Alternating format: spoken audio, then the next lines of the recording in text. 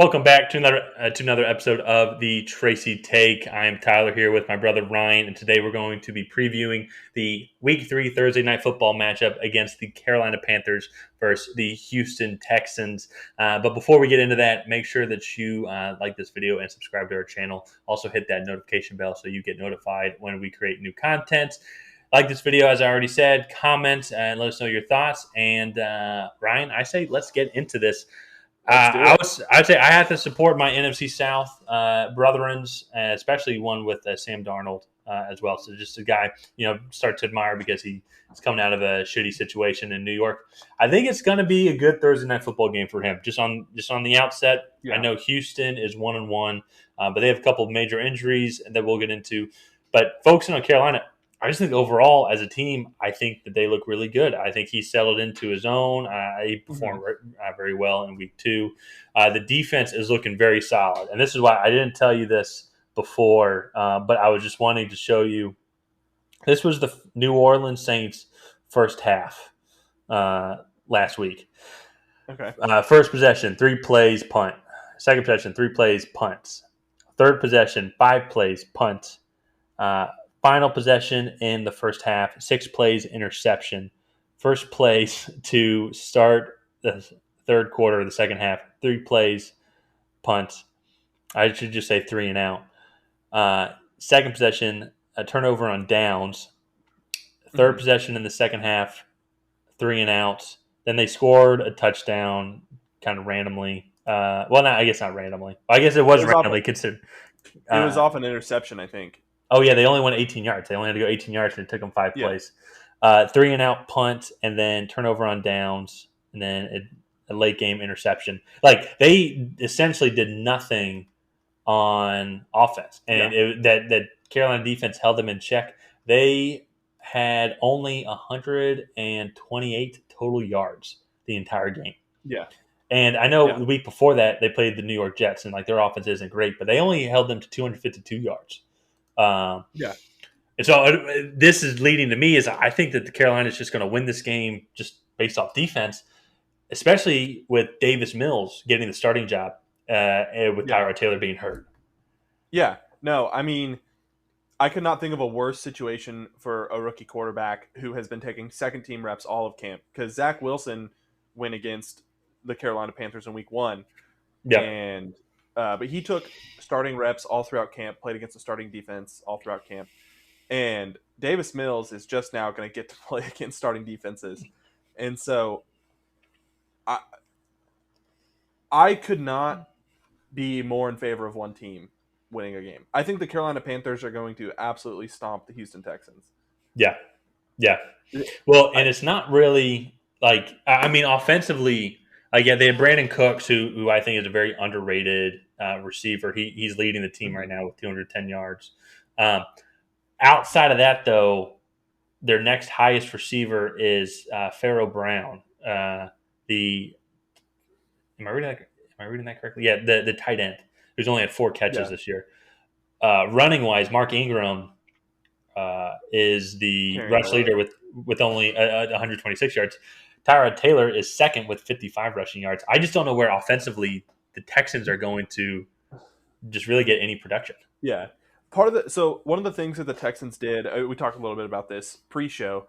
In the first game, they were able to create turnovers against Jacksonville, and they created a few against the Browns in the first half when the game was actually close and competitive. Yeah. And so when you do that, obviously you take points off the board for the other team, but they took advantage of those. I mean, at the end of the second half against the Jaguars, they scored a touchdown. The Texans did really well situationally in their first 2 games. However, I think the talent that they had playing at that time, especially with Tyrod Taylor, mainly Tyrod Taylor, he was good enough to take advantage of those situations, and I just don't think that they are now good enough to take advantage of those situations. And Carolina has been really good at not getting in those situations. Carolina may have been a little conservative in the red zone against the Jets and the Saints, and then ended up kicking field goals. But I mean, it's working. Their defense is the number 1 defense in the NFL right now. I mean, I've never seen a quarterback. Well, I guess in the Super Bowl last year, but like Jameis Winston was under as much duress as a quarterback could be in. Yeah. So Hmm. I I think it's a bad night for the Houston Texans, especially Yeah. coming off a short week. Yep. Yep. I mean, put it this way: already the Carolina defense already has 10 total sacks with Hassan Reddick leading the way with 3.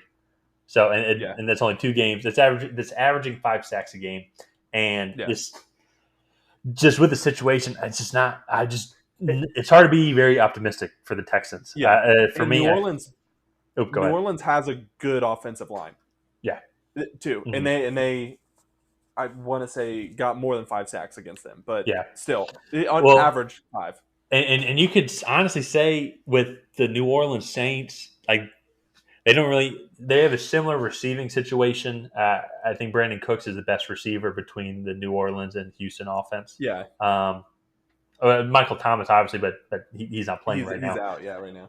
The Saints do have Alvin Kamara, but when you look at the Texans offense, as I mentioned, you have Mark Ingram. I'm just not seeing it. But then when you look Yeah, at Carolina on the other side, you got Chris McCaffrey, one of the best, I guess, gadget guys. I yeah, feel like that's not even I feel like it's an underrated way to describe him. He can run the ball, he can catch the ball out of the backfield. And on top of that, yeah. they got a great receiver combo with DJ Moore and Robbie Anderson as well. And so, and also not to mention, Dan Arnold's a pretty big guy to be thrown into in the red zone. So Yeah, it's gonna be it's gonna be tough. I personally yeah, actually did a points alternative. I think Carolina's gonna win by double digits this week. yeah. No, I agree. This kind of reminds me of I want to say it was either the year before Deshaun Watson was drafted or Deshaun Watson's rookie year. I think it was the Hmm. year before, but it was the year that Tom Brady was suspended the first 4 games for Deflategate, Yeah, and Houston Texans went into Foxborough on a Thursday night game, and they ended up getting shut out. They just didn't have the weapons. They just didn't quite have enough firepower. And I think that's exactly what Carolina's going to do. I think it could be a 28-0 game, and I just think Carolina is going to run the ball, take time off the clock, keep their defense fresh, so when they're on the field, they can get after the passer and get the ball back. And I yeah. think that's probably what'll end up happening in this game. I would be hard pressed if Houston scores more than 2 touchdowns. Yeah, yeah.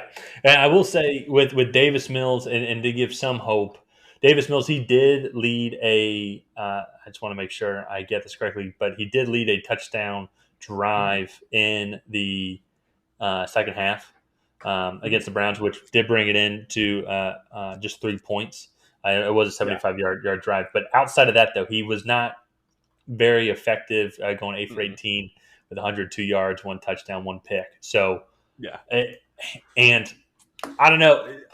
Do you think the Panthers' defense is better than the Browns' defense? I mean, I would say that they're comparable. They can both get Yeah. after the quarterback, and they have good secondary protection as well. Yeah. Production wise, yes. Yeah, Overall talent, I don't know. I think part of the reason why the Browns isn't quite as effective yet is they're just still new names playing with new names. So yeah. Okay, okay, so yeah. yeah. But It's going to be fun to watch, and that's a Falcons fan saying that. So all the yeah, Panther yeah. fans, you're welcome. But yeah, so final score prediction, I think the Panthers are gonna win 31-7. 31-7. Yeah, Okay, to 7. okay. All right. Shoot, I was going to say something like that. I'll go. I don't think the Panthers are going to put up that many points, but I think it'll be something like 27-7. Because as what you Mm-hmm. said, when they get to the red zone, that's been one of the bugaboos, I think, that Mm-hmm. the Panthers have had. I apologize for saying bugaboos to all the listeners out there. But I think they've had some issues scoring touchdowns in the red zone, but I think they're going to be in the red zone a bunch. So I think they're Mm-hmm. going to have some field goals. So I'm going to say 27-7. Okay. Okay. But yeah, so we both have the Panthers winning by pretty big numbers here. Mm-hmm. Uh, so yeah, but I think that's going to do it for this episode of the Tracy Take. Make sure you like and subscribe and leave a comment down below. Let us know whether you agree with our pick or not, and we will see you guys next time.